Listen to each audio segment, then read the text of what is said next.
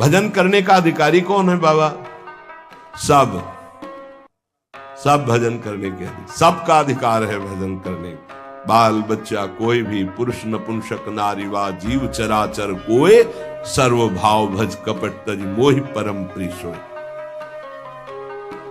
बाबा ये भजन करने वालों में भी पाप कर्म देखे जाते हैं, ये क्यों नहीं छूटते हैं?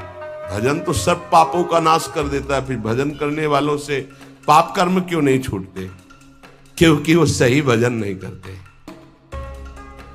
बहुत ध्यान से समझना, वो विषय चिंतन करते हैं, विषय भोग करते हैं, उस समय भजन छोड़ देते हैं, जिससे पाप बनता है, भजन में अरुचि होती है। हम इसीलिए तो कह रहे हैं निरंतर भजन करो, विषय चिंतन मत करो। जो भजन भी करता है और विषय चिंतन और विषय भोग भी करता है, उसको जन्म जन्मांतर लग जाएंगे, बाबा कह रहे हैं। क्योंकि जन्म जन्मांतर इसी से होते चले आ रहे हैं, बार बार विषय चिंतन, बार बार विषय भोग। इसीलिए तो हम कहते हैं भैया, एक जन्म का सारा मेहनत समय इस बात में लगा लो कि विषय चिंतन न होने पावे, पाप कर्म न होने पावे, भजन बन जाए। हम अगर एक जन्म प्रभु को दे देते तो अनंत जन्मों की बिगड़ी बन जाती, तो घाटा थोड़ी है, लाभ ही लाभ है।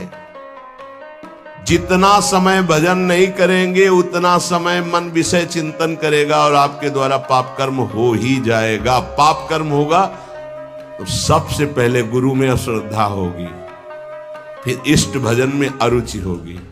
ये उसका लक्ष्य। कहीं भी अपराध करो, वो पहले आपके गुरु संबंध को तोड़ेगा, तभी तुम्हारे ऊपर प्रहार कर सकता है। नहीं, गुरु कृपा पात्र पर प्रहार नहीं कर सकती माया।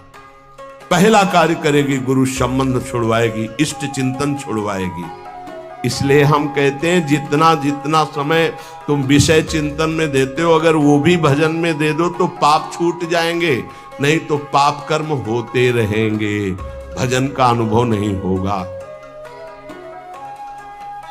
कहा जाता है कि भजन करने वाला एकांत सेवन करे, इसका मतलब क्या होता है? क्योंकि हम जब वृत्ति को एक ईश्वर में, प्रभु में लगाना चाहते हैं, तो यदि हम ज्यादा भजन विरोधी व्यक्तियों का संग करेंगे, व्यवहार करेंगे, खान पान करेंगे, तो हमारी वृत्ति भजन में नहीं लगेगी।